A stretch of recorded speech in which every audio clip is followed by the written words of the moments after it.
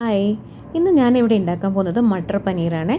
Restaurant അതേ ടേസ്റ്റിൽ നമുക്ക് മട്ടർ പനീർ നമ്മൾ വീട്ടിൽ ഉപയോഗിക്കുന്ന സാധനങ്ങൾ വെച്ചിട്ട് എങ്ങനെ ഉണ്ടാക്കാൻ നോക്കേ. മട്ടർ പനീർ ഉണ്ടാക്കാൻ ആവശ്യമുള്ള സാധനമാണ് ഞാൻ എടുത്തത്. 200 ഗ്രാം പനീർ എടുത്തിട്ടുണ്ട്, 250 ഗ്രാം മട്ടർ എടുത്തിട്ടുണ്ട്.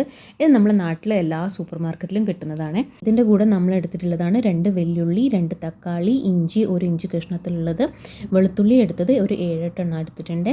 പിന്നെ മസാലപ്പൊടികൾ നമ്മൾ എടുത്തിട്ടുള്ളത് ഗരം മസാലപ്പൊടി 1 ചെറിയ സ്പൂണ്, മുളക് പൊടി 2 ടീസ്പൂൺ എടുത്തിട്ടുണ്ട്, മഞ്ഞൾപ്പൊടി 1 ടീസ്പൂണ്, മല്ലിപ്പൊടി 1 ടീസ്പൂണ്, ജീരകപ്പൊടി 1/2 ടീസ്പൂണ്.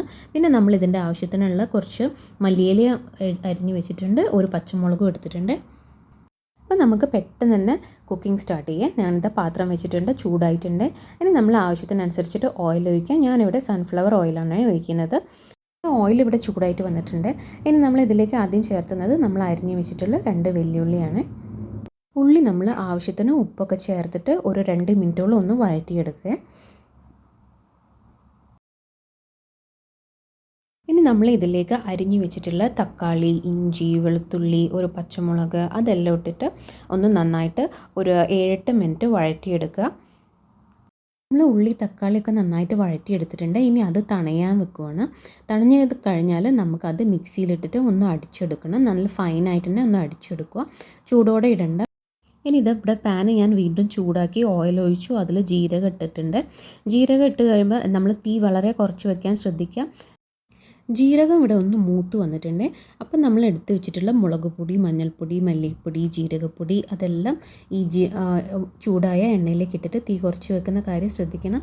എന്നിട്ട് ജസ്റ്റ് ഒന്ന് മൂപ്പിച്ചെടുക്കുക. നമ്മൾ മസാല ഇവിടെ നന്നായിട്ട് മൂത്ത് വന്നിട്ടുണ്ട്. അതിലേക്ക് നമ്മൾ നേരത്തെ അടിച്ചു വെച്ചിട്ടുള്ള തക്കാളീൻ്റെ ഉള്ളിൻ്റെ ആ പേസ്റ്റ് ഉണ്ടല്ലോ, അത് നമ്മൾ ഇതിലേക്ക് ഒഴിച്ചിട്ട് നന്നായിട്ട് മിക്സ് ചെയ്യാം. ഈ മസാല മൂപ്പിച്ചതിലേക്ക് നമ്മൾ ആ പേസ്റ്റ് ഇടുമ്പോൾ നമ്മൾ കറിക്ക് നല്ലൊരു കളറും കിട്ടും, നല്ല ഒരു ഫ്ലേവറും കൂടി വരും. ഇനി നമ്മളിവിടെ ചേർത്താൻ പോകുന്നത് പുളിയില്ലാത്ത തൈരാണ്. ഒരു 2 സ്പൂണും പുളിയില്ലാത്ത തൈര് ചേർത്ത് എന്നിട്ട് നമ്മൾ മിക്സ് ചെയ്തിട്ട് ഇതൊന്ന് ടേസ്റ്റ് ചെയ്ത് നോക്കുക കേട്ടോ. ഉപ്പും പുളിയൊക്കെ നോക്കുക. കുറച്ച് പുളി കുറവാണെങ്കിൽ കുറച്ചുകൂടി തൈര് ചേർത്താൽ, ഉപ്പ് കുറവാണെങ്കിൽ ഉപ്പ് പൊടിയും ചേർത്ത് എന്നിട്ട് നമ്മൾ കഴുകി വെച്ചിട്ടുള്ള മട്ടർ ഉണ്ടല്ലോ പീസ്, അത് നമ്മൾ ഈ ഗ്രേവിയിലേക്ക് ഇട്ടിട്ട് ഒന്ന് അടച്ചു വെച്ചിട്ട് അത് കുക്ക് ചെയ്തെടുക്കാം.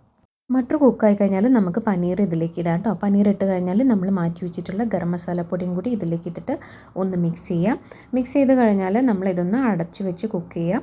ഒരു 2 മിനിറ്റോളം പനീറൊന്ന് കുക്ക് ചെയ്തെടുക്കാം. ഗ്രേവി തിക്കാണെങ്കിൽ നമുക്ക് ചൂടുവെള്ളം ഒഴിച്ച് അഡ്ജസ്റ്റ് ചെയ്താൽ മതി കേട്ടോ. ഇവിടെ നമ്മൾ പനീർ ഇവിടെ റെഡി ആയിട്ടുണ്ട്. ഇനി നമ്മൾ അരിഞ്ഞ് വെച്ച മല്ലിയില ഇതിൽ ചേർത്തിട്ട് നമുക്ക് ഗ്യാസ് ഓഫ് ചെയ്യാം. നമ്മൾ മട്ടർ പനീർ കറി ഇവിടെ റെഡി ആയിട്ടുണ്ട്. ഇത് നമുക്ക് ചപ്പാത്തീൻ്റെ കൂടെ റൈസിൻ്റെ കൂടെയൊക്കെ നല്ല ടേസ്റ്റാണ്. കുട്ടികൾക്ക് എന്തായാലും ഇഷ്ടപ്പെടുന്നൊരു കറിയാണ്. അപ്പോൾ എല്ലാവരും ട്രൈ ചെയ്ത് നോക്കുക.